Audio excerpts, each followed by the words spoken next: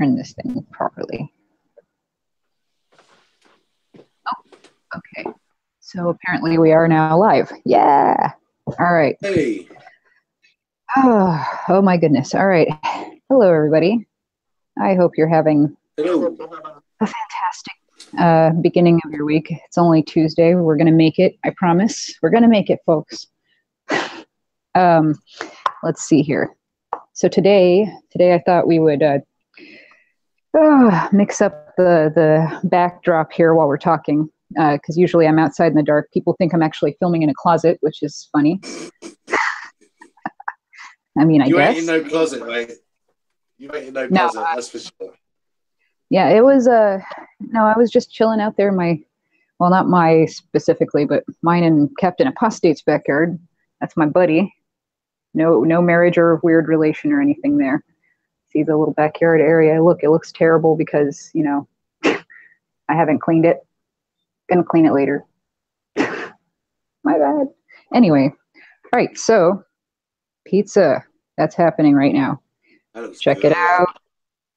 That looks really good. Yeah, except it hasn't got any cheese or pepperoni on it yet, and that's why I'm going to do this. I'm going to salt it with some, batter it, I guess, with some pepperoni. The mind boggles. And also got some of this here, vegan mozzarella. This stuff is the real deal right here. Well, this, and also I have a, hold on, I'll grab it actually. I think you should see this. Check it out. Where is it? My mozzarella ball. Don't look inside the fridge, it's hideous. Okay. All right, look, this stuff is good stuff too. Like this right here is Miyoko's smoked vegan mozzarella. Good stuff. It's a giant mozzarella ball. It looks like it's mozzarella vegan. From here. Oh, there goes Captain Apostate. Bye, Captain Same Apostate. texture. Oh, anyway, so yeah, I could put some of this on there, but I'm saving that for another pizza. So let's just stuff that back in my disgusting fridge. All right, cool. Rick has seen that fridge. It's horrible. I have experienced that in glorious 3D. Yes. It took years of my life. The blood of the innocent right here. No, I'm just kidding. This is just some extra marinara here. You know, some balsamic vinaigrette, I think, you know, just for the hell of it. Why not? Got some serranos here because I love eating things that burn my face off. That's actually true. I like to eat jalapenos as a snack with like a little bit of salt sprinkled on it, like raw jalapeno. I've also got here some pineapple. It's good stuff. I told them to put it on the side because I didn't want them to cook that stuff on there. Now, the thing is about that, like, since I was going to put all this stuff on there, obviously I didn't order any vegan cheese. They have vegan cheese at this place. It's called Mod, but it's like really gross. It's called Dea, and Dea is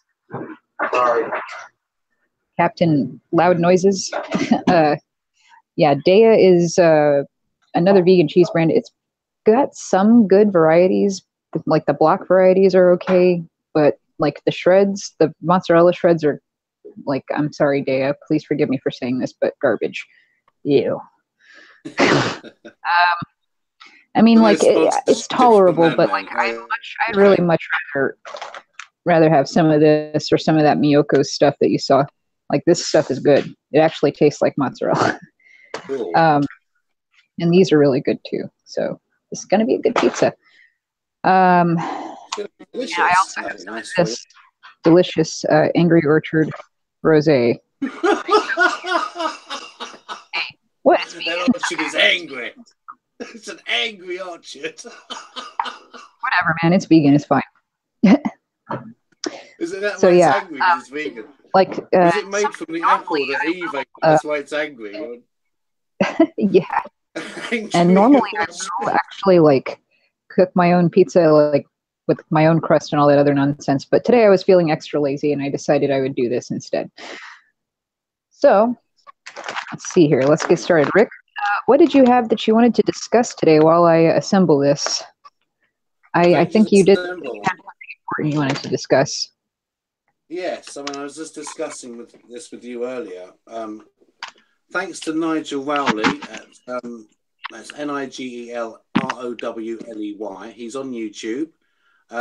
He does some really good videos, very short videos where he highlights newspaper articles relating to the Jehovah's Witnesses. And I noticed that he released another news article, and it mentioned a town called Wallington, which is about 2-3 miles away from where I live. And indeed, back in the day, we used to share a Kingdom Hall with Wallington. And yes, folks, there's another child molester. What a surprise. Gross. In the Watchtower Bible Interact Society. And this particular child abuser was around when I was a little boy. And he abused... Really? Yes.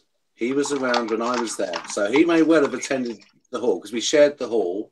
So maybe he didn't want the morning meeting, he wanted the afternoon meeting. He could have been sitting next to me when I was a little boy. Let's just dump more on there. He abused girls as young as 5. It's shocking. I mean, I've always been very, very upset about this, as you know. But this has really brought it back home again. Because my best friend, when I was growing up a Jehovah's Witness, his older sister was abused by her father. So this is personal to me. This is close to me. And the thing is, we've got to multiply this out to every single Kingdom Hall. And not just here in the United Kingdom or there in America, but around the world. There are these men and some women who are doing this, abusing children. And it's all known about and it's covered up. Now, luckily, this particular monster is now in jail, where he belongs, where all of these sick criminals belong. Now, you, Asher, have been working your butt off for the last, goodness, how many days have you been doing these daily things? I've lost count. But that's the point. I think since last Thursday. Since last Thursday, okay. Okay, so Asher has taken the time out of his day and his life to highlight the fact that a special day is coming up at the end of March. No, it's not my birthday on the 30th of March, shameless plug, please send me some love, thank you. It's on the 31st of March, which is the memorial of Jesus' death. Oh my God. I thought that was something different then. I'm sorry, I didn't. Yeah, so anyway, so on the 31st of March, moving on the 31st of March, we can all go, if we want to, we can go to a Kingdom Hall, and there'll be lots and lots of people there. Probably not, because everyone's leaving, but there'll be people there that we can talk to about this. And I so certainly for bringing up this case, because I'll be attending, because it's absolutely disgusting. Children do not deserve ever to have to face that. And by bringing attention to it, as we've done in the past and others have done, this gets coverage. It gets people talking. It gets something done. But this isn't the only way you can do things. And this is a perfect segue into what else we were talking about a bit later. There are many ways of protesting. There are many ways of being an activist. Absolutely. You can do it from your home. You can do it on your tablet. You can do it on your mobile phone. You can do it from your cell phone for you Americans. See, I'm so up to transatlantic talk. You can sit on your cell phone and you can leave a review. You can phone a Kingdom Hall. We've talked about this in the past, haven't we, mate? We've gone through the lists. Yeah. So yes, we've done this, but we're going to continue to do it. I'll support you doing this because it's important. But why? Because of those little girls sitting in that Kingdom Hall in the 1980s when I was a little boy, maybe sitting next to them. and a man was able to abuse those children with impunity and move away from the area thinking he got away with it forever, until the survivors came forward and reported it to the proper authorities, the police. And guess what? Specialist teams were involved that have been trained to talk to survivors of abuse. These aren't regular police officers, even though they're fine people. Things, police officers who will help you, who will believe you. And this man is now facing jail, where he belongs, because people stood up and said no, because people went to the proper authorities and declared it and told what was going on. So when we go into those kingdom halls, whatever the time, whether it's a memorial or not, we're adding pressure onto this organisation. Now, they've come out straight after the protests on the 5th of November and said, oh, well, we're never going to drop the two-witness rule. They've doubled down on it. I know, that was crazy. I couldn't believe they did that, actually. I couldn't believe it either. I thought just pure. I was like, surely they're going to reform or something, right? Like, surely after all this attention's been drawn to it. At the very least, don't draw attention to it the next day. Even if you're not going to do anything about it, you just ignore the elephant in the room. You don't talk about it. No, they came out the next day. And the cowards didn't even have the guts to come out with one of the governing body. It was just some underling, wasn't it? Yep. Some governing body wannabe that they got trotted out to give this ridiculous speech that they're never going to drop it. Yeah, I'm basically determined to get really fat over here. I don't know if you've noticed. If you eat all that yourself, yeah, I think that would be oh, that's happening. Calorific. I don't know if it's happening in one sitting, but it's going to happen. I don't think you could eat that in one sitting. I really don't. Probably not. No. You not if I want a pleasant eat. You peck at food, don't you? That's good broccoli. Yeah. Hi, Chris. That's better. Try and you got to make it a nice pattern. No. I'm gonna. All right, cool. Now let's pop this thing in the oven. Woohoo! Okay. Let's hope this actually makes it. It's called Cooking with Asher. This isn't going to go well. Second. This will end up on the floor on the live broadcast, isn't it? Oh crap! Make me very sad. Like, seriously, I would cry on the stream. Like, no, not my pizza. Not my pizza. Anything but that. I can Don't let anybody tell you it's not me. Terrible things that have happened to me, but if I lose my pizza, I'm going to lose my shit. All right, still have tons of pepperoni left over in case I want to be disgusting later and just eat them out of the package. Yeah, eat it back. Be an animal. All right, so let's pop over real quick to the live chat because I do want to see what's going on in there. Yes, that would be nice. See if there's any questions or any suggestions or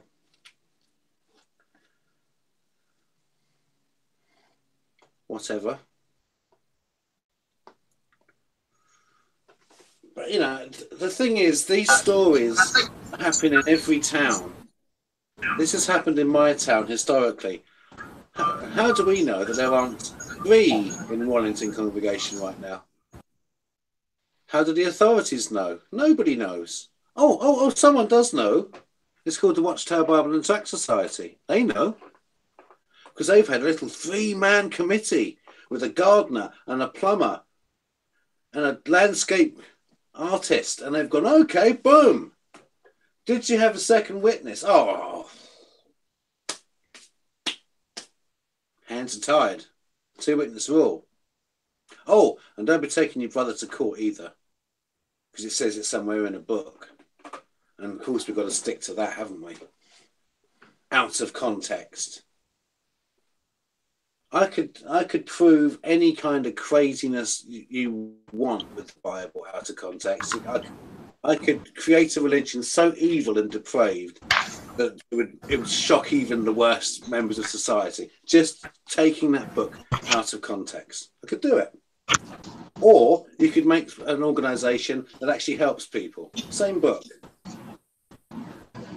That's the power of text, isn't it? Sorry, I'm with you.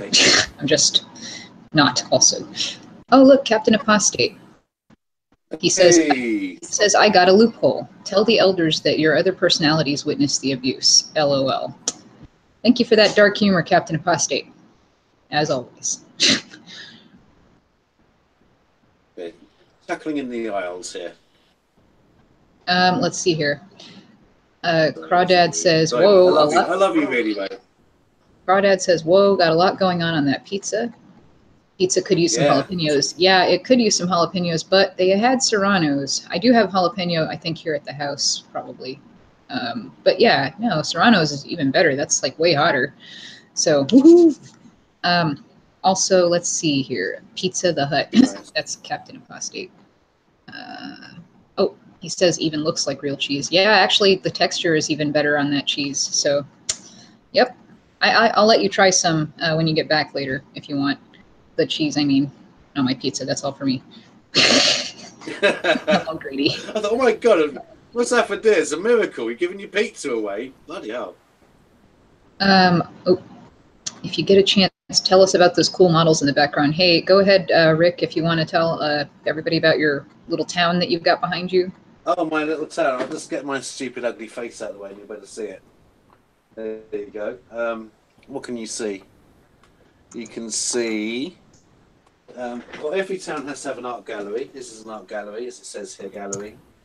This is office space. We need to make money. A high court, because you need a legal system. Buildings, hospitals. It's a microcosm of society that I can then think about how people work. How do you actually keep people alive? Because killing people is really easy, but keeping people alive is the trick. And not just alive, but actually... Wait, whoa, what did I miss something? I thought you were just showing them your Lego people. Yeah, but I'm saying that this is a microcosm of society. This is how do people interact. I see. All right. It's not just a weirdo with a Lego set. This is a model of almost like Plato's Republic for me. Okay, this is my thought experiment on how do people work. And it's fun. My goodness. Crawdad says, what's I would love to like? Dude, Crawdad says, I would love to throw a hot bubbling pizza right smack in an elder's face. That's lovely. I think we all have similar fantasies. What's that, legal team? I do not condone violence here on my channel. Legal team would say that yes, exactly as Ashley said, we don't condone violence here. Burns are nasty things.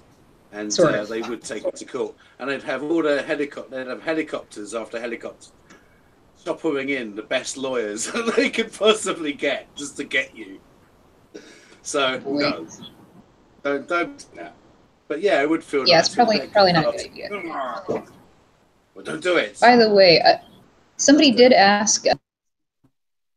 Somebody asked about needing a license to serve alcohol. You don't need a license to serve alcohol. I looked into it. Apparently, you just need a license if you're going to sell it. So yes, churches and stuff can do that all they want. So there's the answer to that question if you were wondering. So the religions that actually have the sacraments would have covered that long ago. Because someone, hey, hang on a second, I'll be right back, Rick. Don't you have to have a license? No, I'm religious. I've got a dog collar and still good. Even during the Prohibition, there were still allowances made for the sacraments for Roman Catholics. So all the way through, even during that period of history that's been there. Because this ceremony has been going on for 2,000 years, isn't it? You know, whatever it is. It's a hell of a long time that people have been commemorating, celebrating, whatever word you want to use, the death of somebody. Surely they should be celebrating 3.5 days later, or whenever it is, or 3 days later when he's risen, because that's what it's all about. We're all going to die, But only one person in history apparently has been able to come back. So that's really the big deal, not the dying, because we're all going to do that one. Just my thoughts on this. Hello, people in the background. Just wave. Hello there. The One Bun, coming soon to theaters. Coming soon. British man in tweed.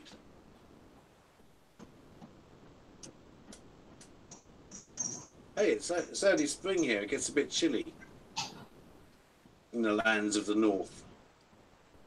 And hey, I look good in tweed. I like it. Made in the Scottish Isles on hand looms. And then made into the sartorial elegance you see. Were you just just graced saying, by Chris's presence? Christmas presents? Oh yeah, I like Christmas presents. No. Did Chris just pop in? Yes, he did, yeah. Oh, lovely. Here. Yes, he did. In theaters. Yep, that sounds like Chris. That was awesome. cool. In a world. Yeah. That sounds like Chris. In a world this stuff is actually pretty decency, okay. one man stands up in his tweed coat. It's not as sweet as I was expecting it to be. That's actually a good thing. Well, it is called Angry. I mean, is angry sweet? Now, there's a whole stream on that one. I'm angry. Sweet. I mean, who knows? Anyway, now where were we? What was I going to say? I was going to talk about how. Gosh, I can't even remember now. I'm so tired. It's been a long day. Yes, well. Yeah, it's been a long week for you, hasn't it? Can you say? Oh, did you want to talk about Mark and Cora's video? Yes. Okay. Go for that. So I was talking earlier about us going into the Kingdom Halls on March 31st. You and I will both be doing in our respective territories. And I was saying, why are we doing it? Well, we've just heard about a very personal case to me, which has upset me very much. I could have been sitting next to those little girls, and no one listened to them. No one cared. We've got a chance to go in and do something about that. But that's not the only thing that can be done. There's lots of things we can do. I've said this before on other streams. This is a war, and a war isn't all made up of crack troops going down ropes from a helicopter. It's also some guy behind the scenes peeling spuds, peeling potatoes to feed those soldiers that are going down the ropes from a helicopter. There's lots and lots of ways that you can do things. And one of them that Mark and Cora have been doing very quietly and in a very dignified way for a very long time is get the authorities involved. They have spoken to the Charity Commission in the United Kingdom. They have spoken to their members of Parliament. They have spoken to the police. They have spoken to hospitals. They have done so much. And their latest video is explaining that it's coming to a head. We have an investigation very much like the Australian Royal Commission, but it's happening here in Britain. Now, it is a bit controversial. Unfortunately, some groups have said they're not supporting it. That's their choice, and I'm sorry that that's happened. But because of pressure behind the scenes, because of brave survivors coming forwards and giving this inquiry their testimony, they are considering investigating the Jehovah's Witnesses. Now, I was astonished that they didn't to begin with, because the Charity Commission here have been investigating them for a very long time and have realised that there's things that are wrong. And I was absolutely astonished, and I went to my MP and complained about this. I said I want the Jehovah's Witnesses in this inquiry. I shall do so again. So that's what Mark and Cora have been doing. And now they're encouraging people in the United Kingdom to join with them in contacting your Member of Parliament and asking not just for the inquiry to include Jehovah's Witnesses, but also for mandatory reporting for everybody. You hear if a child comes to you and says they've been abused, you are obliged under law to phone the police. That's how far we have to go to curb the Watchtower and other groups like them. That's how far. We can't rely upon people being decent and kind. No. If someone comes to you and says, I've been abused by this monster, what would any normal person do?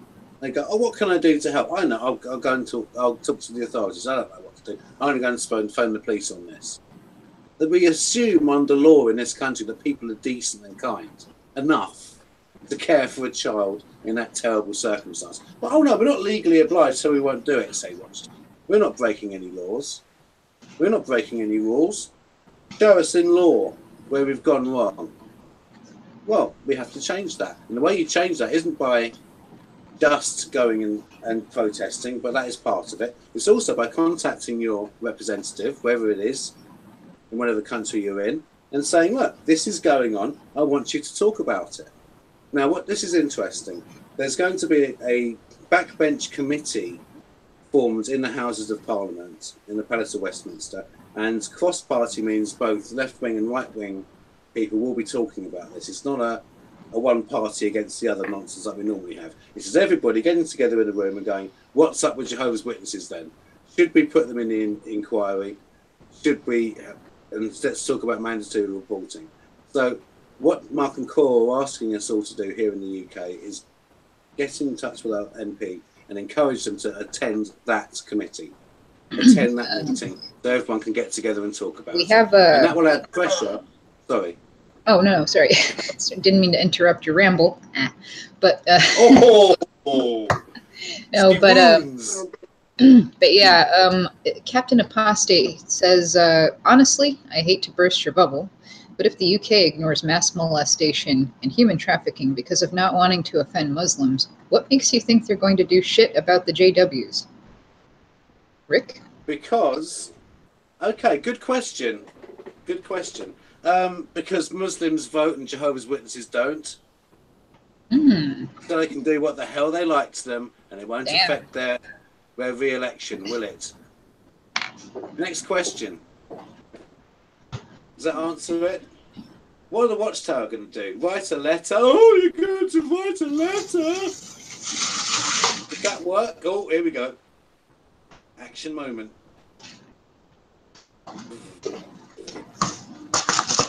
Roll. It has not been dropped. Repeat, it has not been dropped. So anyone watching to see the pizza fall can now tune out, go and watch Mark and Cora's video. And remember, folks, even if you're not in the United Kingdom, you will have a representative. In America, you've got your local stuff coming out of Austin, Texas, where you are. Contact them. Contact your state and your federal authorities. Yeah. Complain. Say this isn't right.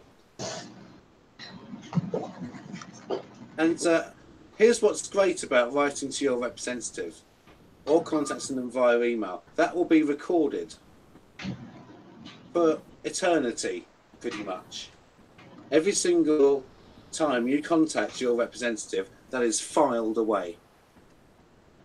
And so when the Watchtower say, oh, no one's ever said anything, well, we can say, actually, all these people have written to their various representatives about this issue. So, yes, these people knew about it. And it means that they can then at least say, look, my constituent has a problem with this. And you're educating people who can actually change laws. They can do that.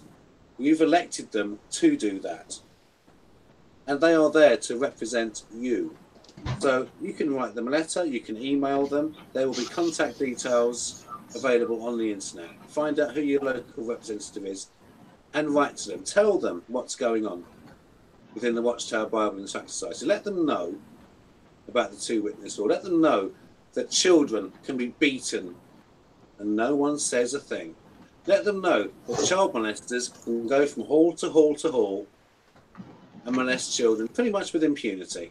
Oh, they might not be able to hand the microphones around. Oh, they might not be able to read the Watchtower. What a terrible punishment. What a wonderful way to keep children safe. He can't read the watchtower. That's every child safe here. I can go home. So write to them, complain, say something. That's not confrontational. It is your legal right, and also I would say your moral duty. If you know, like you said yesterday, I thought you were spot on yesterday, actually, when you said, look, you were saying when we were witnesses, we used to go and bug people all the time. It's knock on their doors, hand out literature that was bullshit. And now we won't do it when it's the right thing to do. Absolutely spot on. Absolutely. Right. You got it right. So why aren't we writing to our MP? That isn't going up to a witness and triggering us, is it? I understand that. Some people have a very traumatic experience. Some people can stomach a fight better than others. Doesn't mean that they're bad people or weak people or any of that bollocks. It means they're different. That everybody can write to their representative and say, this is what's happening within the watchtower. Send them some links. It's all there. Here I am, encouraging people to work, and you're rustling away in the background. Falling apart. Just ruining the mood.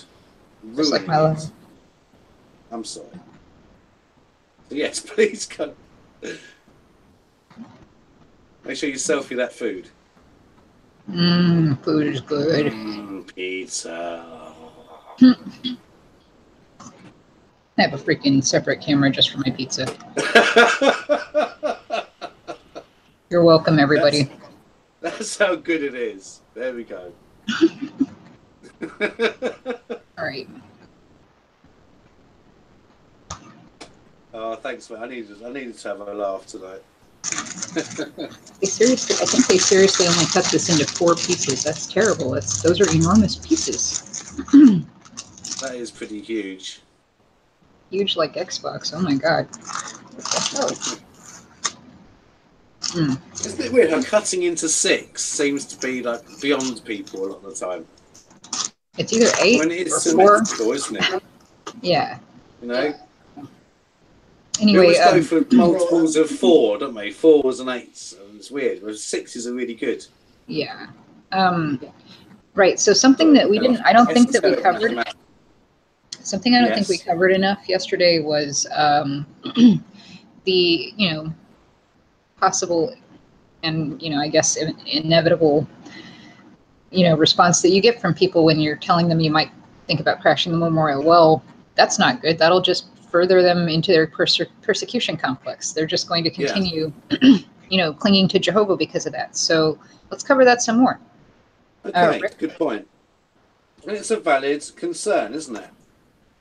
Let's start off by acknowledging that it's not a stupid thing to be worried about.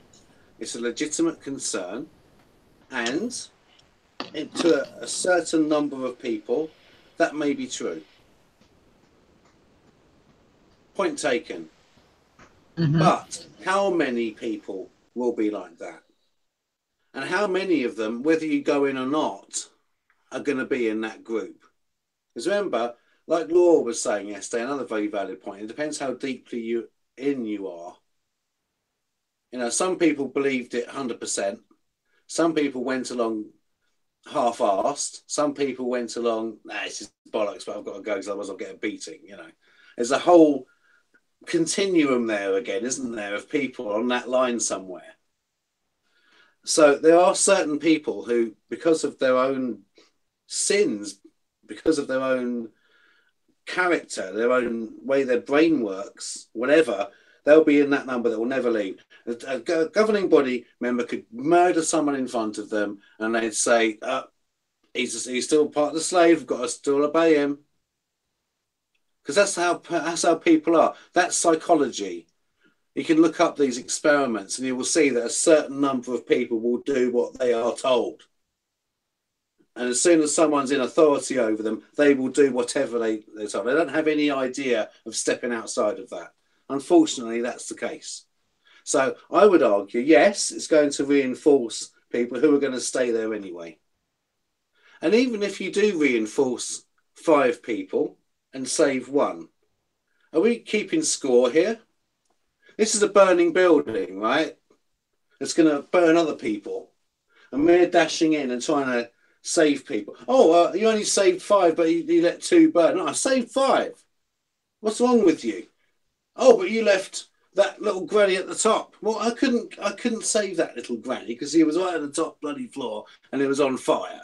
Okay, no one has to go at people like that, do they? What we're doing the same thing. We're going in, taking time out of our lives to try and help people, and then they go, "Oh, well, you didn't help that person. You just reinforced it." Well, you go and help that person then.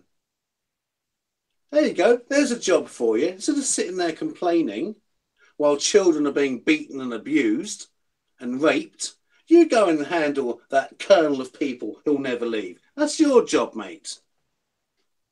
There's always someone to complain, isn't there? Oh, you're not doing it right. You didn't wear the right clothes. You didn't say the right things. Why didn't you say this? Why don't you say those things? If you've got some good words to say, go and say it to the witnesses. Write it in a letter to your representative. Do something. Yeah, show us how it's done. Those little girls had no one protecting them. I was a little boy at the same age in the same damn hall. And if that guy had wanted to abuse boys as well, I could have been a victim. We could all have been victims, right? Hey, Rick. We were just lucky. Crawdad says it is biblical, just completely misinterpreted by the J-Dums. What, the 2 witness rule? Yeah. Yeah, it is. Well, am I going to have to testify? The atheist, is it? Am I going to have to testify again, mate? Is this what's going to have to happen? All right, I will. The Lord is with me. I'll be right back. Admire my town while I'm away. You didn't sing the testify thing.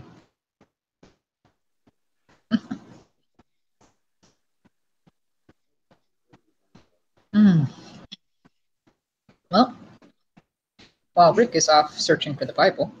And now, I'm munching up. for the books we'll read from the Bible. Yeah, man. Where is it? Okay, this one I'll have to do. They're all pretty much the same, aren't they? Yes, right glasses, indeed. Okay, that's how blind I am. I have to check the glasses. Oh, poor old Git. Now then, Matthew 18 is where the 2 witness rule comes from, people. Let's do something the Watchtower never do. Let's look at the context of what he says, because they never do that. They pluck it out of context and they use ellipses to break bits apart and take the bit you need to know out of the equation. So let's look at the context here. It says, about that time the disciples came to Jesus to ask which of them would be the greatest in the kingdom of heaven. Sounds like the governing body. Who's going to be on the governing body? Jesus called what? A small child over to him and set the little fellow, this is so terrible, set the little fellow down among them and said, unless you turn to God from your sins and become as little children, you will never get into the kingdom of heaven. Therefore, anyone who humbles himself as this little child is the greatest in the kingdom of heaven. And any of you who welcomes a little child like this because you are mine is welcoming me and caring for me. So, in other words, if you look after children, you're looking after Jesus. Okay? But if any of you causes one of these little ones who trust in me to lose his faith, it would be better for you to have a rock tied to your neck and be thrown into the sea. That's the context where he goes on to speak about how to get on with people. All right? So if you stumble a child, he's talking about having faith in him. Jesus himself. Let's take it out of the religious context and say, okay, if you make a little child suffer so much that they lose faith in people, because that's what can happen here. Then Jesus says, get in the sea. Yeah. You're dead already. You're better off out of it, mate. So let's set the context. And remember, if you're kind to a child, you're doing it to him. So if you're being cruel and abusing a child, guess who you're doing that to? You're doing it to Jesus. Yeah, Jesus doesn't like that. He don't like that. That's right. Now let's skip on, because I do get a bit bored reading the Bible, I must admit. To verse 12. If a man has 100 sheep and one wanders away and is lost, what will he do? Won't he leave the 99 others and go out into the hills to search for the lost one? And if he finds it, he will rejoice over it more than over the 99 others safe at home. Just so, it is not my Father's will that even one of these little ones should perish. Doesn't really fit in with Armageddon, does it? If one of them strays off, fuck them. We've got 99. Putting $5 in the box every week. That's screwed up. Very It's different. true. Although, Now, if you're a particularly rich sheep, they might come after you. Little shepherding call. Little shepherding call. Imagine that shepherding call. Brother Morris, we've got Serena Williams on the line. Oh, crap. Can Brother Hurd do this one? That must be an awkward call, isn't it? We hear that you've married someone out of the truth and you're having a child out of wedlock. That's inappropriate. We need to form a judicial committee. There's no judicial committee for Serena Williams, is there? I digress. My goodness. Okay. So we get, just saying, folks, just saying. Now, here's a target for all those people who have a go at us. Here's a job for you. Get onto Twitter, get onto whatever platform Serena Williams is on, and politely ask her about this. Say, you're a young mum. Are you aware of these issues? You had complications in your birth. Were you aware of these cases in Canada, for example, those two poor women who lost their lives in childbirth? Maybe she doesn't know. Maybe she doesn't care. But by sending it, maybe you're helping. You don't need to go near a Kingdom Hall to do that, do you? You can sit at home with your cell phone and you can get that done. Can you imagine, folks, the power of Serena Williams coming out against the Jehovah's Witnesses? How empowering that would be for all the women stuck in that cult.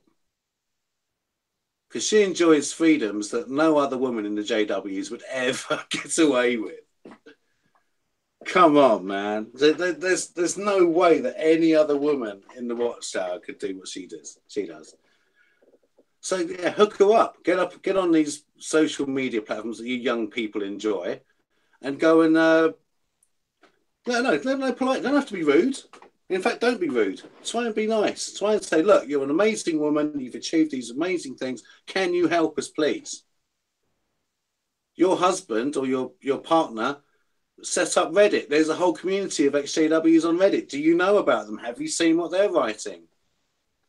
Let's do it. Let's get it on. Let's get it done.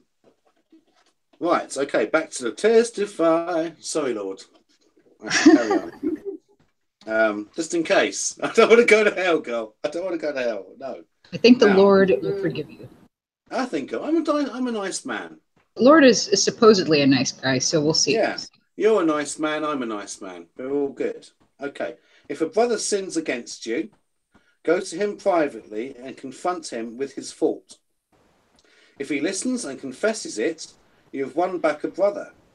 But if not, then take one or two others with you and go back to him again, proving everything you say by these witnesses. If he still refuses to listen, then take your case to the church. And if the church's verdict favours you, but he won't accept it, then the church should excommunicate him. And I tell you this, whatever you bind on earth is bound in heaven, and whatever, blah, blah, blah, blah, blah. Okay. Now, again, look at the context. We found in verse 1 that he was talking to adults, wasn't he? He was talking to his disciples. And these guys would have been in their 30s. These are grown men that he's discussing this with. And I should imagine that some women folk would be there too. But we don't talk about those. Another problem. Okay, so it's adults. And my point is this. He's talking to adults. He's talking to them about settling problems between adults. Not going up to a child and saying, do you have a witness to a disgusting crime? Nothing to do with that. Now, I guess the only case, which I would still disagree with entirely, that you could possibly cram into that would be an adult crime of sexual assault. I guess it's the only one you could possibly cram into, and it still would be inappropriate because there's verses that say you don't need witnesses. and there's verses that say you should go to the authorities. So here we go. That's what they misuse to abuse children. They take Jesus' words out of context. They forget his warning that you've got to be like a kid. And if you're nice to a child, you're being nice to him. And if you're not nice to a child, and you make them lose faith in people or in him or in anything, in life itself, which happens, then you're better off having a millstone around your neck. Now, I'm not a religious man, as you know, but give Jesus a break here. He's not saying this to children. He's trying to say, be kind and treat children well, I would say. So when these things happen, when these cover-ups occur, it isn't Jesus telling them to do it. There you go. I should be all right now. Okay, now, a really good letter to use if Christians are giving you a bad time or people are being an arsehole is St. Paul's letter to the Romans. Now, as a non-religious person, I know exactly what this letter is. It is nothing more nor less than an attempt to suck up to the Roman authorities and say, I love you guys. You're fantastic. Okay? Fantastic. You're amazing. You're huge. You're amazing. That's what he's saying. And he's also laying out for non-Jewish people how all that set up. It's actually quite a useful letter. But in this, he talks about superior authorities. You've heard this one before. I think I've mentioned it. Let's see if I can find it now. Oh, God, that's a different one. Okay. Damn it, so many Bible verses. Okay, talk amongst yourselves, bear with. Okay. I've eaten roughly half of this pizza and it's super good. You've eaten almost half. Wow, that's good. No, well, yeah, I mean, with this bite, it will be half, yes. Yay. Good on you. Oh, I can't get anywhere with that stupid Bible. Let's try and use the old cult one.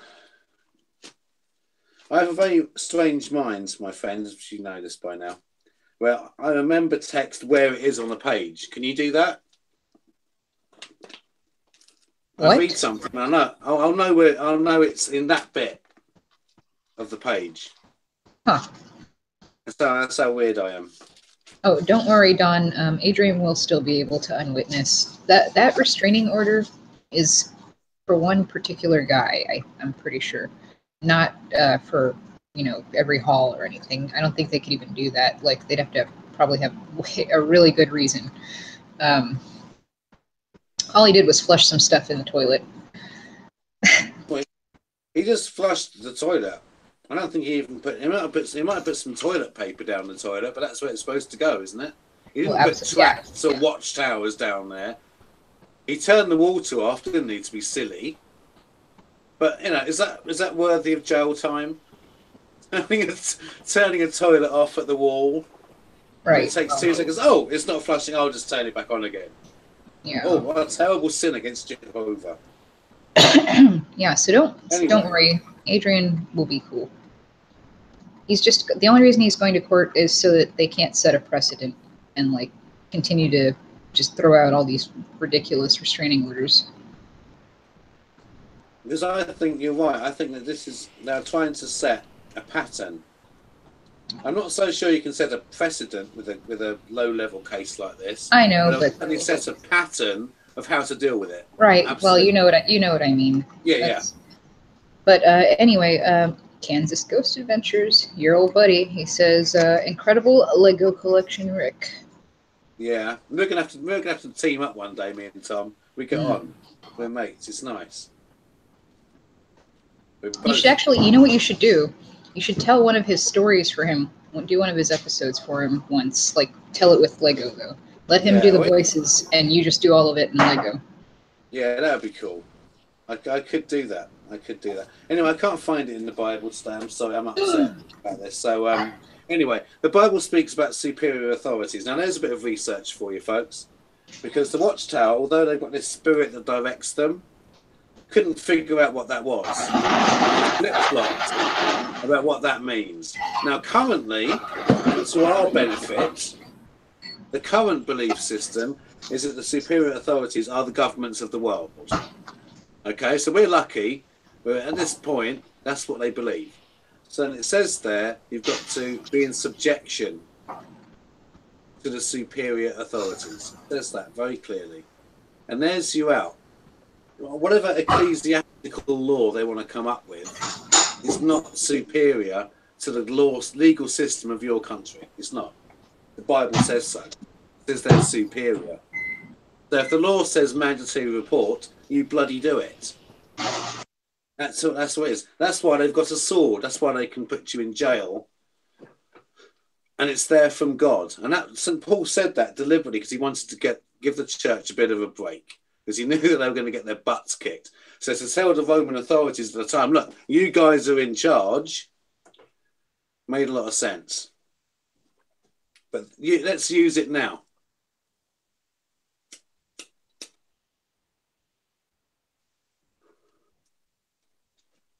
Wish I could find that damn verse. Here's my other Bible.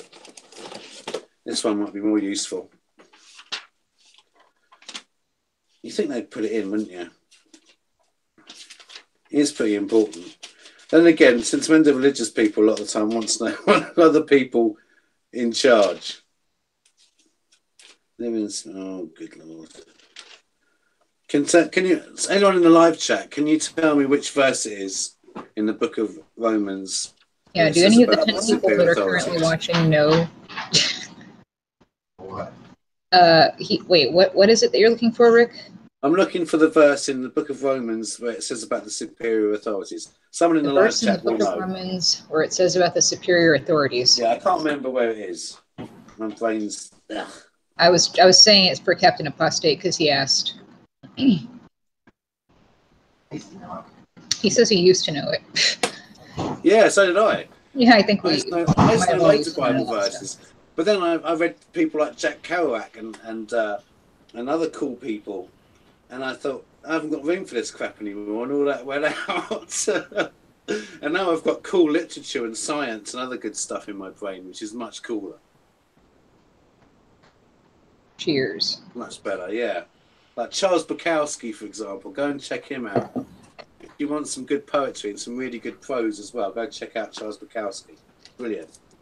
Much rather have him in my head than this. Sorry, folks. But that's the truth of it. Warmly invited. Have you been warmly invited? You have, haven't you? I haven't had a warm invite. I'm really quite shocked and upset. I got a Return to Jehovah brochure though. Check this out. Oh no. Oh, by the way, side note, this pizza that I got, it's from Mod. I mentioned that earlier. That's where we, me, Rick, Professor, and Grace, went after we crashed the halls on November 5th. Yeah, that was nice. I liked that place. Yeah, it was a good place. And plus, I also did happen to pass by the hall that we crashed first, the one where I went up on the podium. I passed that one today, and passed by obviously the funeral home too. So that was interesting. Yeah, it was. Yeah. Anyway, continue, please. Yeah, I was got my. That's my real name. I don't care. All good. No. I got my Return to Jehovah brochure. So I guess that's an invite. I'm going to take that with me and say, look, I've got a Return to Jehovah brochure. That's funny. In fact, I'm not even going to pretend to be a Jehovah's Witness. I'm going to say, I'm just going to go in with a normal Bible. Bodybuilding Passion Wick says, hey, man. Go to Romans 13 and Matthew 22, 15, 21. 15. Yeah, Matthew 22, 15 through 21, excuse me. Irrefutable for the two-witness debate. Dave in Wisconsin. There you go. Thanks, pal. Thank you, Dave. Yeah, good man. Well done. As I say, it's all leaked out of my brain. I'm full of literature and science now. And poetry. Nigel says, hello, everyone. Chili sauce and mayo. Hey, Nigel, we gave you a shout-out earlier. Thank you very much. Chili sauce and mayo on my pizza slice, please, he says. Oh, my. Mayo? Paying taxes to Caesar. Yeah, got it. Good point. All right, yeah. And Romans 13. Chili I could get behind, but mayo seems a little excessive, man. Small baby steps, Asha. Small baby steps, and you eventually will be able to handle the delight. I love how the chat is going crazy about the mayo thing. That's hilarious. Mayo? Oh my god, ew. Why? Oh my goodness. There you go, yeah. Let every person be subject to the governing authorities, for there is no authority except from God, and those that exist have been instituted by God. Therefore, he who resists the authorities, like by not reporting child abuse, resists what God has appointed. And those who resist will incur judgment. There we go. Read on if you want to, folks. There you go. You incur judgment. And boy, are they being judged right now. Oh yeah, they're about to get judged mega big time in the UK, right? So yeah. Judgment's I will certainly be getting involved with Mark and Cora's activities, and I will be there at least one day. I don't know if I'm going to be able to stomach going 4 days in August as well. So I think I'll try and do all 4, but I might not want to do all 4. Frankly, I'll see how I feel.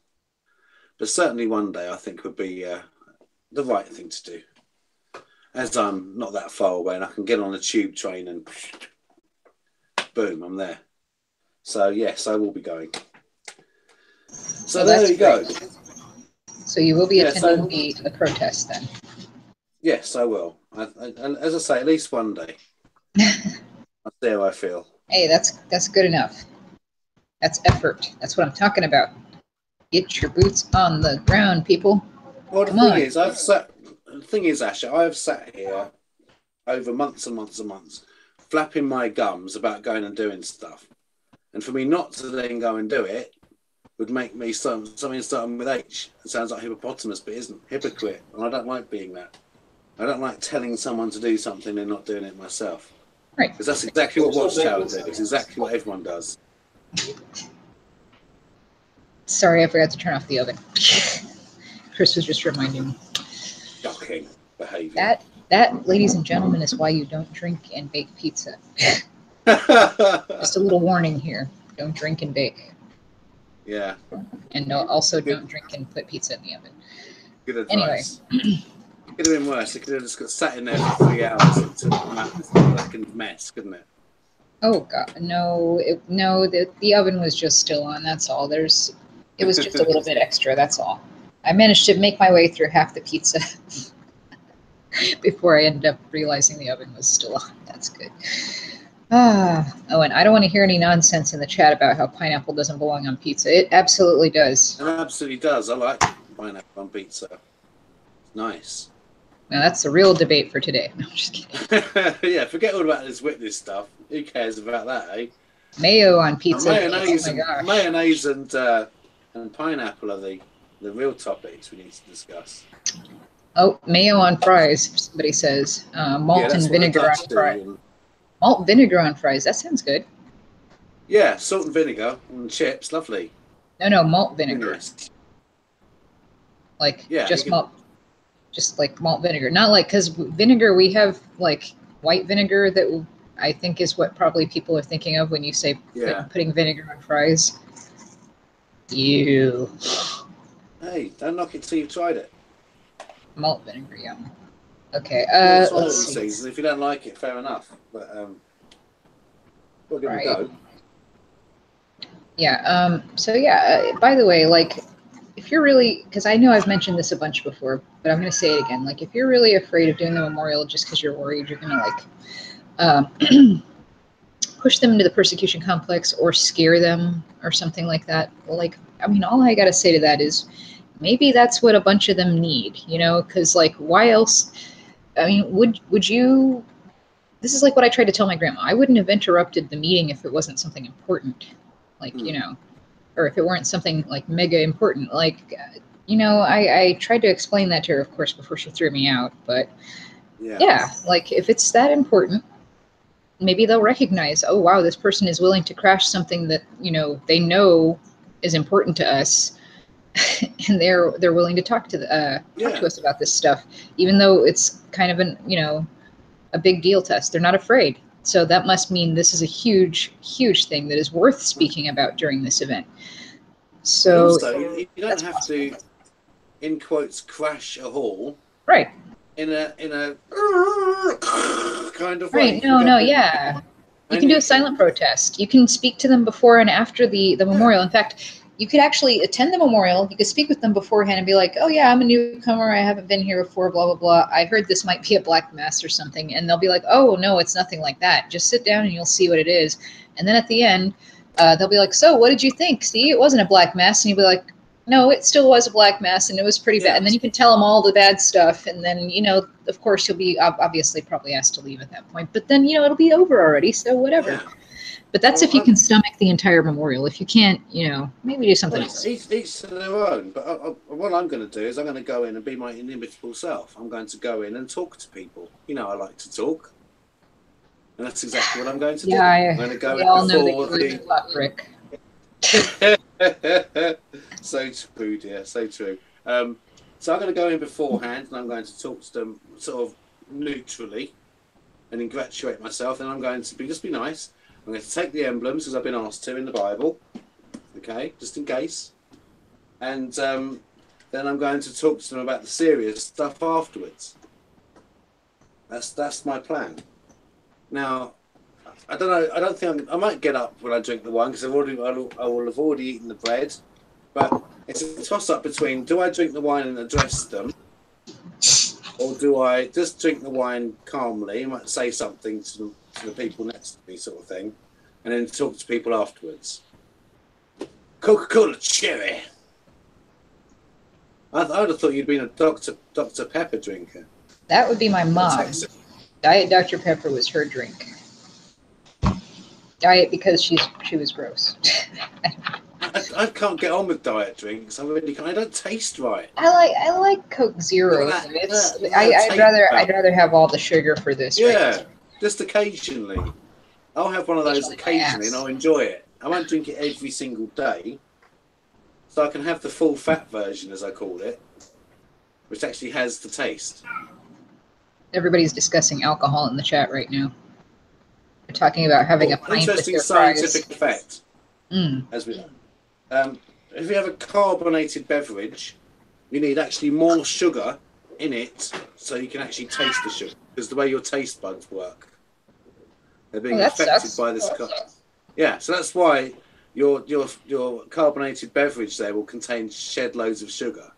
It's because your tongue needs it, otherwise it doesn't taste right.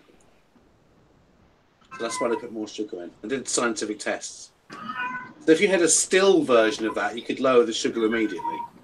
Because you go, oh, that's really sweet. Ugh. Spike, oh my god. Oh my god, Spike's upset. No, actually, he's amorous. That's what that is. He needs to be, yeah. He needs to have his he needs to be chested, doesn't he? He needs to be chested. Poor guy. Yeah, well, I mean, Captain Apostate needs to get on the ball and buy his cage so I can arrange the appointment for that.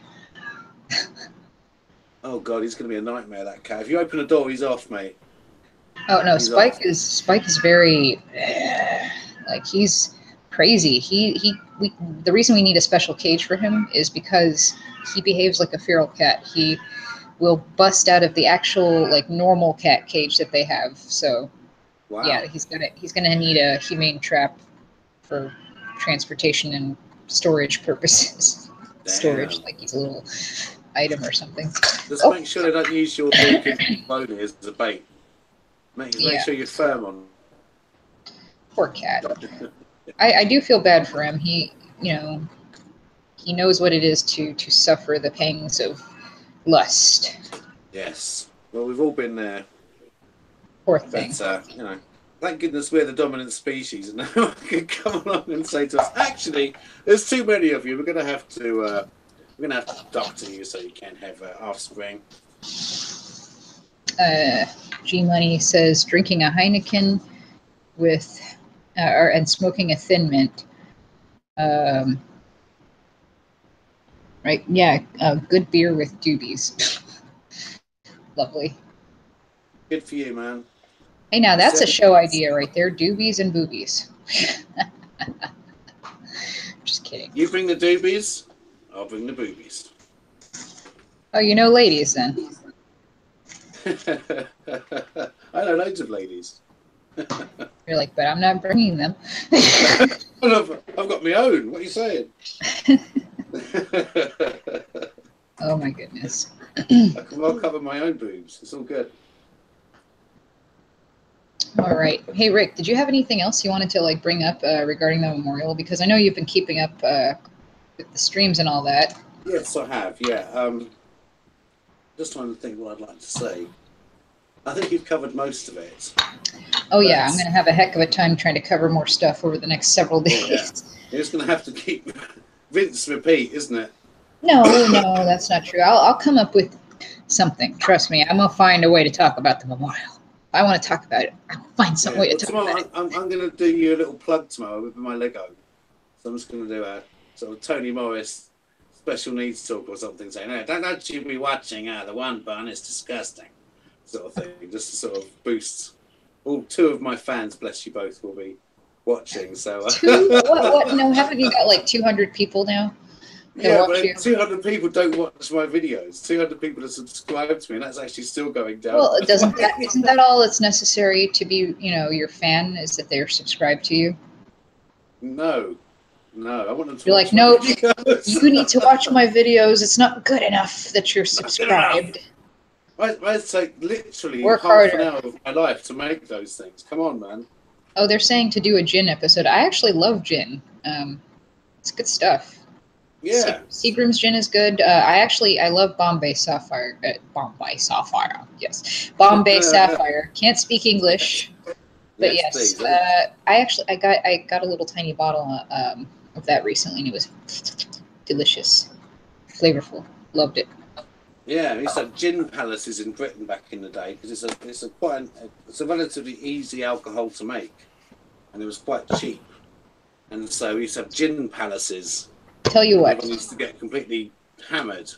Just for you guys, and I know Captain Apostate's watching anyway, so this isn't really stealing. I'm going to go steal a shot of whiskey from Captain Apostate. How's that? Yeah? Yeah. Okay.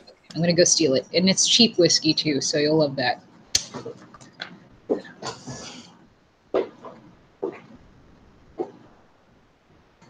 Okay. Well, hold on a second. I thought you were going to go and nefariously go and put your robber's outfit on. With your with your mask on. I think I used an empty one of these when I was dressing up as Rick for Halloween. Not you, Rick, but Rick from Rick and Morty, Rick Sanchez. Shut up, Marty. Oh God. I love that show. I'm up to about halfway through series 2. Because they're showing it on Comedy Series Central. 2, it's an American show. You say season. That's right. Don't mess. I'm wearing tweed. It's season. It's season. If it's an American show. Season 5. See, there you go. See, I can do it. I'm an honorary American. I studied you people at university. Anybody out there in the chat drink this stuff? You ever try this?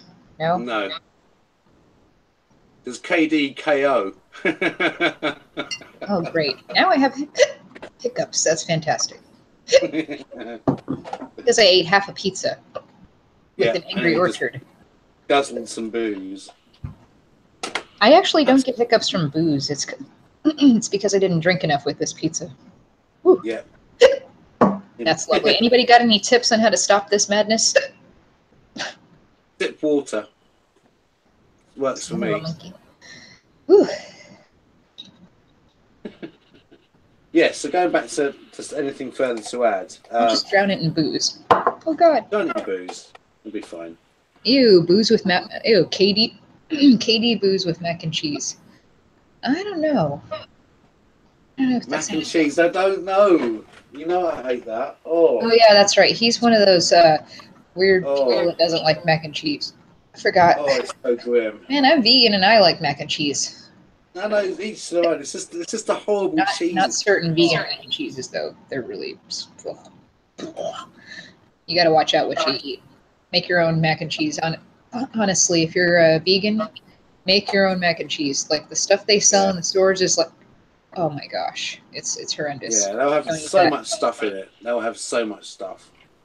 Yeah, Yeah, plus good it tastes like frozen turds and plastic macaroni. It's horrible. As opposed to fresh turds, of course. Right. Yeah, no, I tried like this Amy's mac and cheese. That's cheese with a Z. Always Oh, always a dear. good sign. Yeah, it was a good sign. Um, With a Z on the end, yeah. it's like we're not even really comfortable calling it cheese, so Yeah. we're gonna have to change one of the letters. Yeah, but yeah. So I tried that stuff. use a Z instead of SE, yeah. I tried that stuff, and I even cooked it in the oven instead of in the microwave. Or no, wait, no, that was a different thing. But yeah, no, I did cook it in the microwave, and it cooked, but it tasted like what I imagine somebody's fake macaroni would taste like if they made fake macaroni, like Play-Doh macaroni or something, and Yeah. it had little fake sauce, and it was all plasticky. Excuse me, stupid hiccups, plasticky and stuff. Still, that'd be disgusting. I mean, it also tasted like kind of like cardboard. Ugh. Because the container that it came in, that I also cooked it in, was cardboard. So yeah, so it was very bad. Stupid hiccups. Actually, Captain Apostate tried some of it, and he immediately got up from his chair, walked over to the kitchen, bent over the trash, and spat it into the trash. Oh God! And even though I warned him about spitting it into the wrong trash can, he spat it into that trash can anyway. And his brother comes over and scoops it up with his hand out of the trash can and sticks it in the organic trash. No glove. Just no. It's in your mouth. I'm just gonna. Yeah. Okay. Pretty gross. Wash his hands afterwards. I'm not one of these pretty gross stuff. people about germs. Don't get me wrong, but wash your hands. I feel like he must have washed his hands afterward. Of course. I hope so. Never mind. Oh, Captain Apostate's asking, what did I spit out? And I, well, dude, you remember that nasty macaroni that I made? Nasty. Little microwave Amy's macaroni, the plastic macaroni. That's what it was. That's what you got up and spat out. It was disgusting. I tried. Originally, was it an Italian dish or was it a? Because I can imagine it being nice if you made it with proper macaroni and had it al dente, so a little bit firm, and then with a carbonara cheese sauce. That would be really delicious. But it's just morphed into this. Have you got my cheese whiz, boy? Kind of chemical output. It's almost like there's a factory somewhere that churns out something. There's an effluent pipe, and out comes this stuff. I thought macaroni started off as a dish for that was supposed to be like a cheap thing to make. Yeah. Like a lot of those. You remember back in the 50s and stuff, they had these cheaper type meals that were supposed to be inexpensive and feed a lot of people and be easy to do. That's what macaroni was. One of those. But that's nice pasta though. Pasta's cheap and easy, but it tastes good. You know what looks good that I want to try? I want to try one of those sandwich cakes that I've seen from like back in the day. It's like a cake. All the crap is like just assembled as a cake, but it's basically all the ingredients of a sandwich. Oh, right. Okay. That sounds quite nice. Hang on. I'll be right back. 1 second. I'm just going to make one of those now. So while Ash is making a sandwich cake live on stream. Oh, recommendation. Oh, here we go. Live on. Here you go, guys. I just watched this today. There's the lovely Christopher Eccleston there, if you didn't recognise him. This was a really good film. I really enjoyed it. So go check it out. It's called The Second Coming. Written by Russell T Davies, who famously brought back Doctor Who with Christopher Eccleston as the Doctor. So yes, check it out. It's a really good film. Ow, ow, ow, ow. Ow, ow. I was just plugging this film I saw today. Just so you know, I had to unplug the microwave for a second. In case you were wondering what I just did. Good. What's going on? Yeah, I watched this film today. It's really good. I think you'd like it. It's called The Second Coming with Christopher Eccleston. Written by Russell T Davies. Very good film. Enjoyed it. Oh, apparently somebody's noticed that we have Sir Elton John with us today. You don't look anything like Elton John, Asher. Why do they keep saying you look like Elton John? I don't know why. I don't know. I don't see it. Do they? I guess it must be that. What it is. It's got to be that. Because, yeah, I don't really see it, but thank you for the compliment. Yeah. Must be a compliment on my singing voice, actually. That's what it is. Yes. Clearly. Up, drinking water upside down. Beyond Yellow Brick Road, couldn't you? I can sing the verses, but when it goes to the really high bit, nah. Oh my goodness, this is great advice for how to stop my hiccups. Holding your breath under concrete is surefire. Thank you. That's surefire. That's definitely going to help. 100% success. Kills them dead. All right, here you go. Here's the long-awaited disgusting brown juice. Here you go. And Rick is over there toking on a stogie. Yep. Right. Well, that tasted about as good as I thought it would. Oh, there's another series that you guys can check out, also by Russell T Davies. Queer as Folk. Very good series. Very good. I've heard. What's it about again? Folk who are queer, basically. Vegas have so it's like the L Word? Huh? It's like the L Word, which is a show about lesbos? Yes. They're called the lesbians in this show. Well, actually, that's not fair. The L Word has lots of different people from the LGBT. Yeah, but isn't it nice? You know that he's a gay man, Russell T Davies. He's a very good writer. Check this series out; it's really good. Second Coming is really good as well. Just plugging Russell T Davies, basically. He's a good guy, very nice man. Wow. So watch his stuff. Watch his stuff.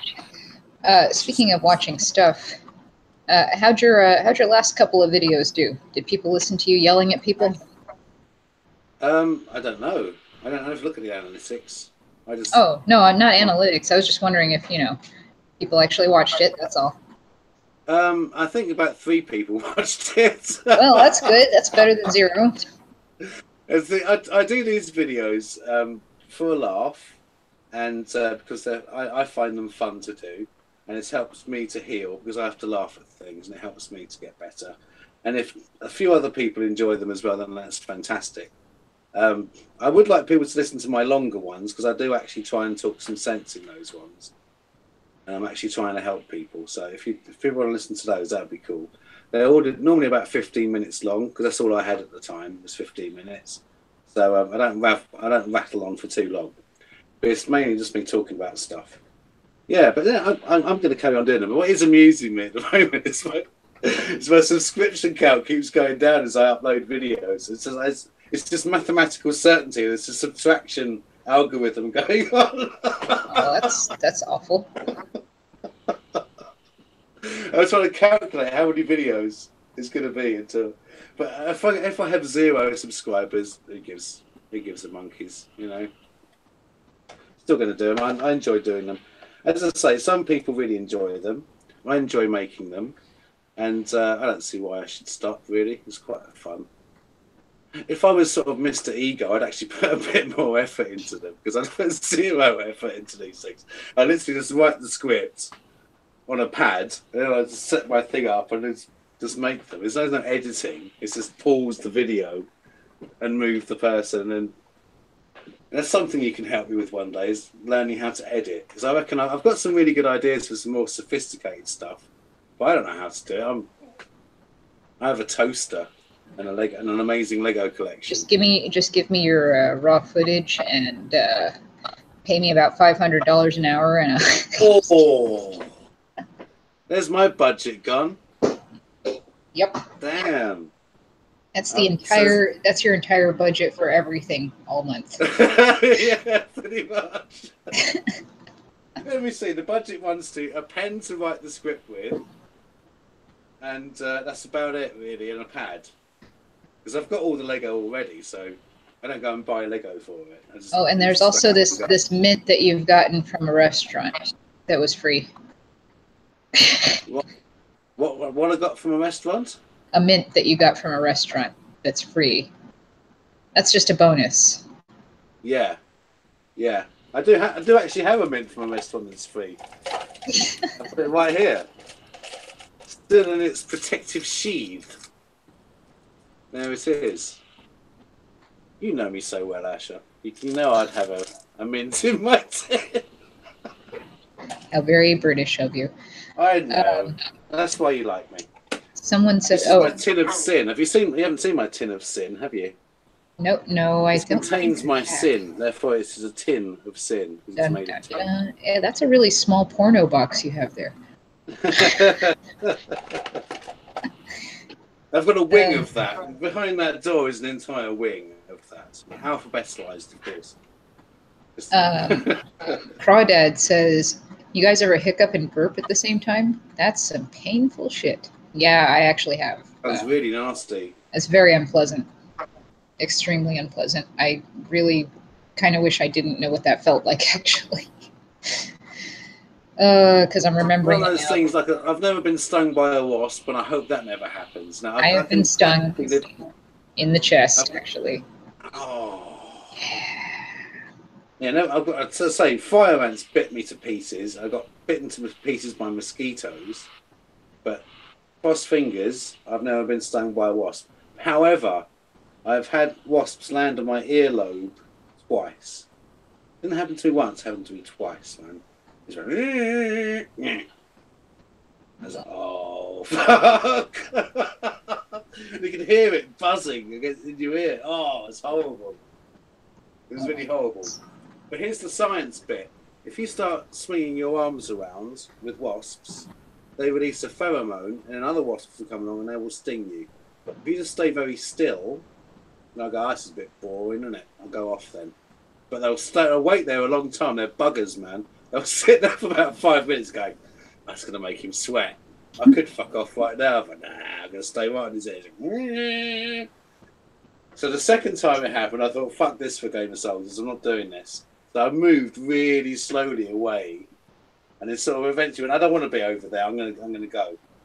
But, not a nice place for a wasp to be on your earlobe. It really isn't. I wouldn't recommend that one.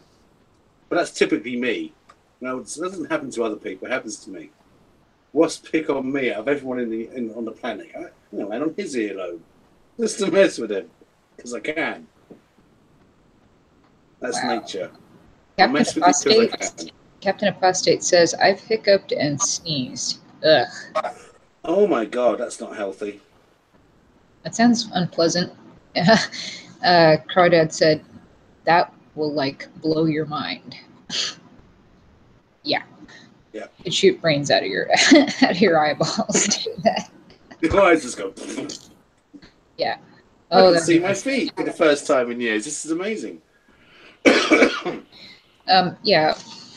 Oh gosh. If think back, Rick. Think back to when you attended the memorial, at various ages and stuff, right? Think back to how you would have felt. Think about how you would have felt if somebody had come in and interrupted the memorial, or if you'd seen somebody speaking to, members of the congregation, before and after the meeting, and the memorial, and that you overheard these things that were being said. How would you have reacted or processed that at different points in your life? Well, when you were a kid, it would have just gone over. It would have been something exciting to look at because you're bored. Yeah, that's how it was for me. But if someone was like, "Oh, great!" an excuse me to crane my head around and have a look and see if my mate's looking as well. That's with little children, because it will just go over their head and there'll be a distraction from the boredom. As you get older and you start understanding more, you'll know more. The older you get, the more of a big deal it will be. Yeah. So the older you get, the more significant and a bigger deal it'll be that someone will get up out of the program, out of the pattern. So it didn't really scare you as a kid then? Or it wouldn't have. It wouldn't have. A young child, no. It would have been a distraction and a welcome one. Just like, oh, thank goodness, something broke them enough. Yeah. I can scratch now. This is great. You carry on. You carry on. Oh, I can get that one as well. Oh, yes, great. I can swing my feet and kick that chair. No, honestly, I would be thinking like, oh man, I hope this doesn't make the meeting last longer. Oh, it will do, yeah. Because that might happen. So as I got older, I think, well, it never happens. I'm having to hypothesize back in that brain. I think I would have actually listened to it and actually wanted to know more, especially as I got older. I think so. It's I'd be always a little an curious. inquiring mind. And I don't like being told to fit in this box. I don't like it.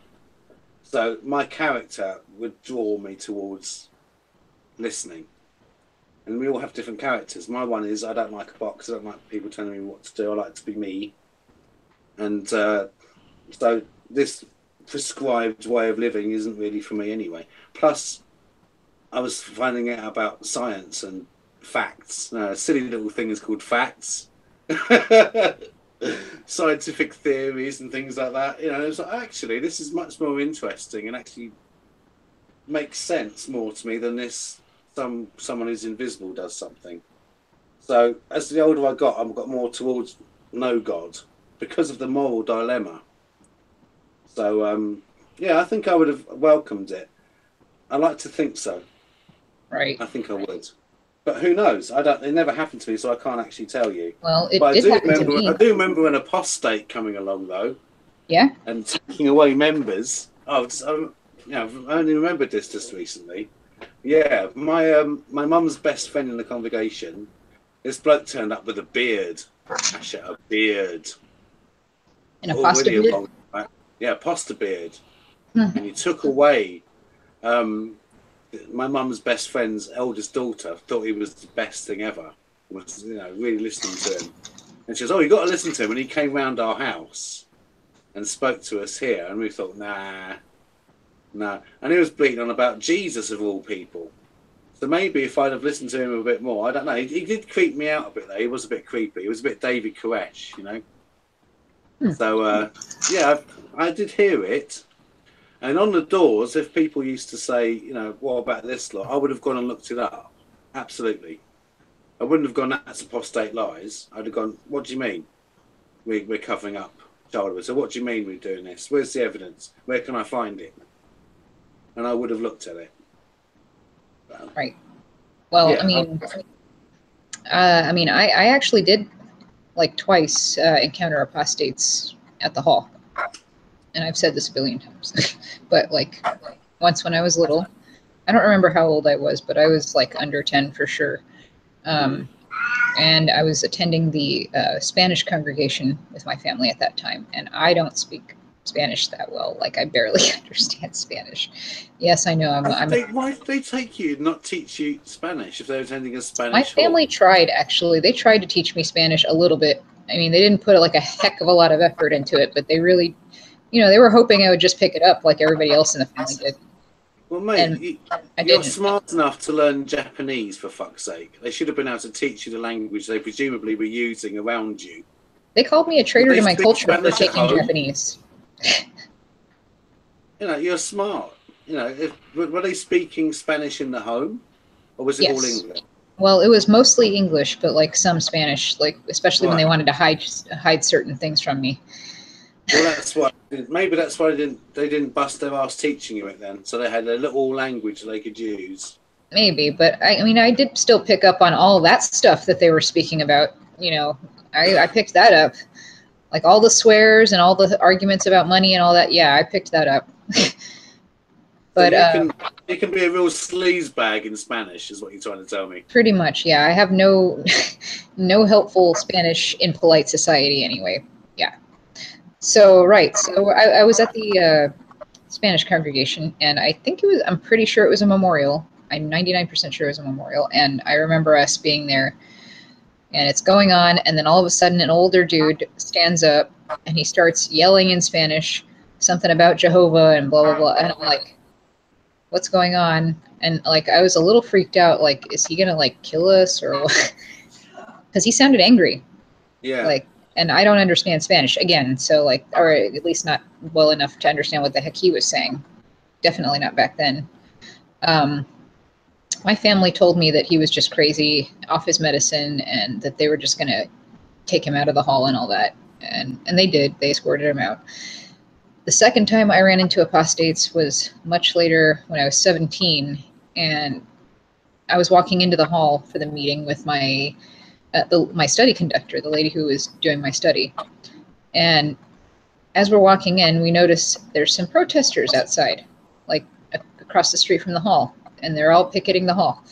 And the only sign I could read before being shoved into the hall by my study conductor was, read the Bible, not the Watchtower.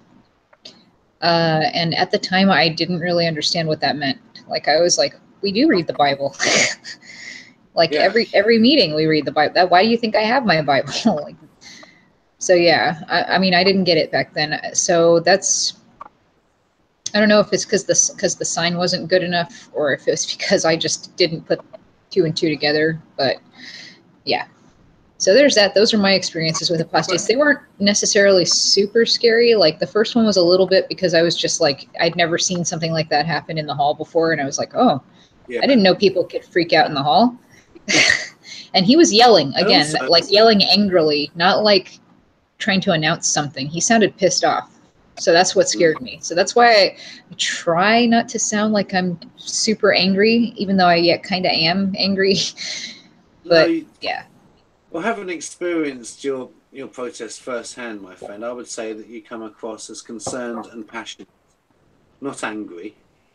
I hope, if anything, I come off as pleading not guilty, pleading. There's definitely elements of trying to entreat. I'm pleading, and I'm also I try to be pleading and desperate sounding, because that's pretty much how I feel, is desperate to get my family out, desperate for people to wake up, desperate for the cult to fall, pretty much. Yeah.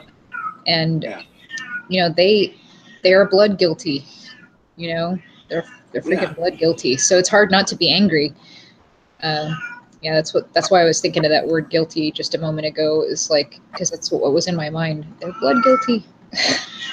Yeah, and that's another thing that they try and put voice on us, isn't it? Is to feel guilty about everything. Oh yeah, that's including going and talking out of the pattern, and going back to how children will react.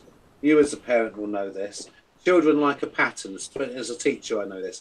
Children like a certain pattern of the day, so they get used to a pattern of things. I say, okay, in the morning I brush my teeth, then I go and do this, then I go to school, then I have my lunch, and blah, blah, blah, and that's their pattern. So breaking that pattern isn't necessarily scary, but it is significant because they're used to a pattern. And at the Kingdom Hall, boy, is there a pattern. Every single meeting is exactly the bloody same. So you come in and disrupt that pattern, it's going to be a novel experience. Yeah. So, oh wow. So some of the kids just enjoy the chaos, because kids love chaos. Do they love it? And the older ones, they will listen. Like you were walking into a Kingdom Hall, you're being ushered in, so they were doing everything they could to stop you listening, and yet you remembered, read the Bible, not the Watchtower. You remembered it after all these years. How much have you forgotten from the age of 17 onwards? How much of your 17th can you recall that clearly? You can recall that, can't you? I'm going to remember Spike's yelling forever. My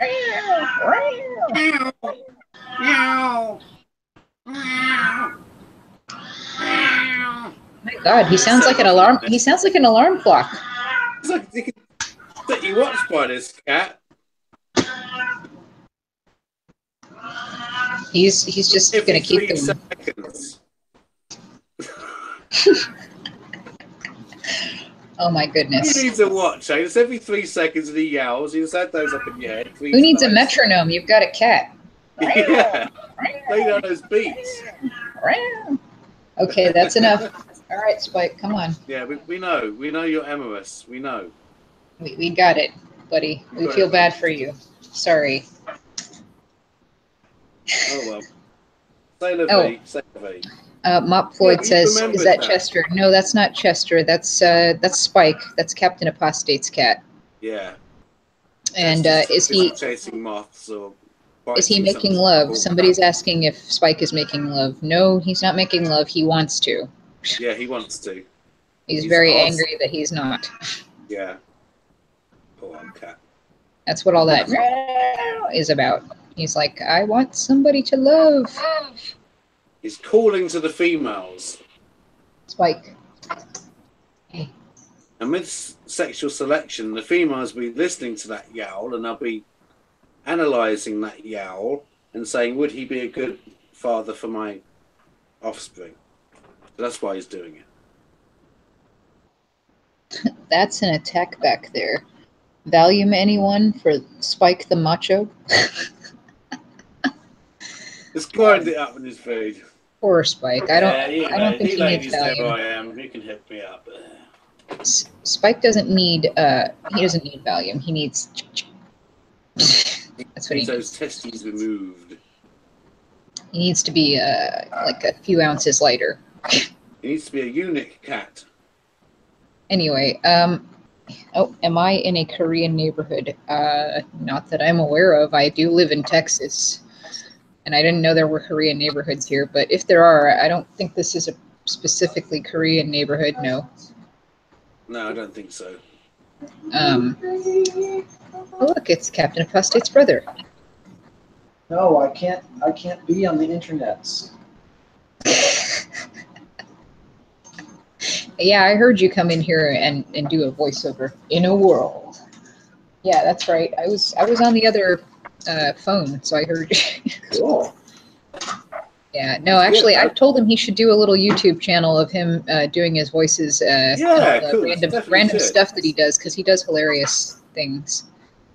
If a silly old twerp in Britain can make Lego videos, then he can do his voiceover, darling. That's the beauty of YouTube. You can do anything on there. As long as it's not salacious, of course. But, anything you want, shove it out there. I think that's great. I mean, there's no way I'd have got a deal to make my half-assed stuff, is there? No way. No TV producer would go, yeah, that sounds like a good idea. He writes something on a piece of paper and he puts it and he presses the pause button. That's brilliant. Yeah, I'll give him some money. No one would pay me to do that. So to have a free platform, you can do whatever you like. Oh my goodness. Oh my goodness. Well, so as we draw to the close of this stream, I wanted to mention that next time I'm thinking that we should discuss what we will say if we are to speak during the memorial or before/after the memorial. We're going to come up with a bunch of different topics that you can bring up to them. Give you suggestions for how you want to approach this. I mean, I'll always give the advice that Zeb first gave me, which was to speak from the heart. So that's that's going to be like a big focus of the next one. But yeah, we'll also give you tips on. We'll have a big difference. Right. Yeah, we'll give you tips on how to deliver your message, because that's important too. The way that you deliver it is just as important as the words that you select to deliver your message with. So we will come back tomorrow. Well, I mean, I will. I don't know if Rick will be able to join us. We'll see if he's able. I'll check my busy schedule. Yes. I'm doing nothing. What a surprise! Yeah, I'll better be here if you want me, mate. Right, and we can also discuss tomorrow the pros and cons of doing a serious memorial crash versus a one that's for laughs. Yeah, there's Tony Morris. Like the haha, like, I'm chugging the wine and I'm going to say something offensive about Watchtower, like go in there with an Ex-Jehovah shirt, you know what I'm talking about, versus going in there respectably dressed up and, having a little conversation with people or saying the prayer or whatever it is that you'd like to do. Yeah, we'll help you. And we'll even look up some scriptures for you, because I'm sure that we'll have plenty of those to go along with all the things that you want to say to those people. Because that's where you want to meet them, on their level. They love the Bible, supposedly. Except for when it doesn't align with their beliefs. But yeah. But you ignore it then. right. So like one of the best ways to possibly reach them is, I think anyway, using the Bible to speak to them. It's their language. If they see it in the Bible, they're more likely to take you, one, seriously, and two, believe you, or at least look into it, right? So there's that. Well, the thing is, Asher, what you've shown them is always going to be in that book. They can't remove it. So once you've pointed them out to a scripture, it's there forever. It's in their book. It's in their bag. You know, but if you hand them an apostate leaflet, and I'm saying you shouldn't, but if you do, chances are gone. Maybe someone will keep it. Maybe someone will pick it up. Who knows? But it's still a good thing to do. But that scripture will always be in that book for the rest of the time. And the Watchtower, I'm going to make sure it's there. And if they go along and change the wording, well, it just proves you right, doesn't it? Because they will do that. If enough verses get pointed out, they'll just go in and rewrite the damn thing. They've done it enough times.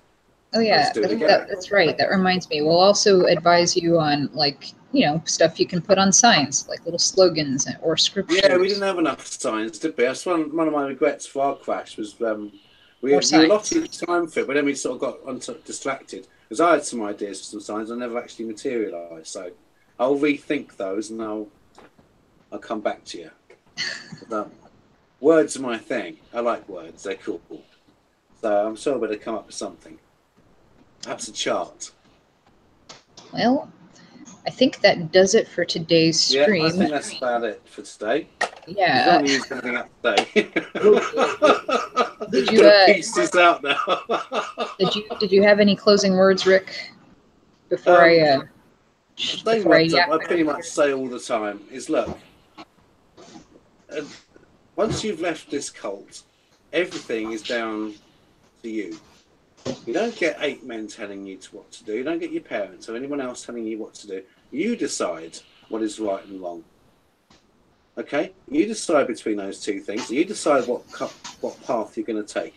Now, and you can decide which type of activism you do. But please do something. You know, we've banged on about this. There are things you can do sitting down in your home. The witnesses will never know it's you, but it can have a real positive impact.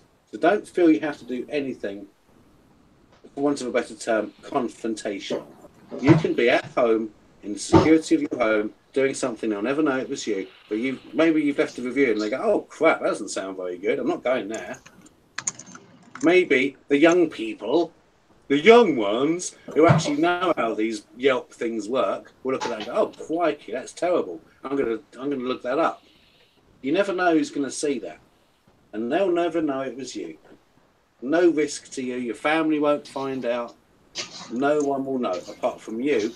And you'll know that you've done that.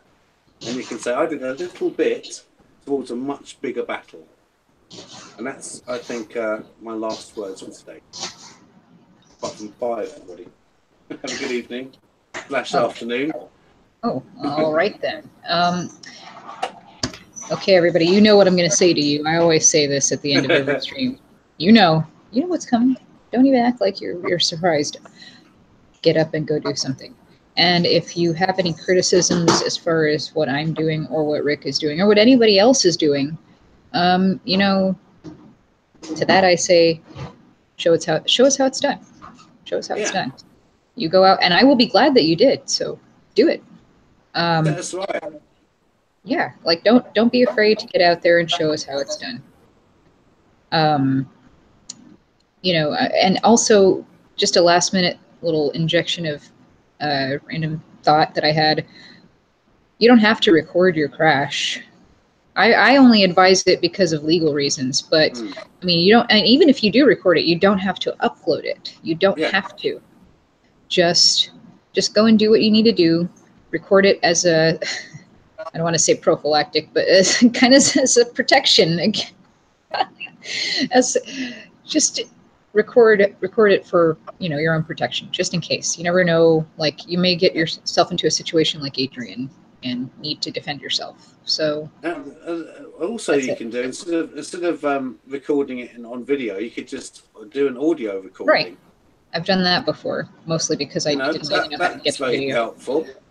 Yeah. And at the very least, you'll get all of the verbal conversation with you, so you'll hear them saying, "You need to leave now." Blah, blah, blah. And you don't have to show your face. You don't know what Kingdom Hall it is. You don't have to say, do you?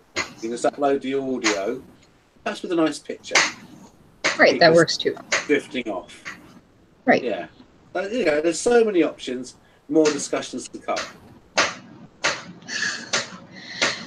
Yeah. Well, there you have it, folks. All right, everybody, have a great night, and you know, let's meet back here tomorrow. Possibly around noon is what I'm thinking of doing this. And yeah, we will talk. We'll talk more shop, and give some advice on what we're going to be saying in the hall and outside of the hall, or whatever, whichever you choose. Yep. All right, folks, take it easy. Have a good one. Bye, folks. Bye.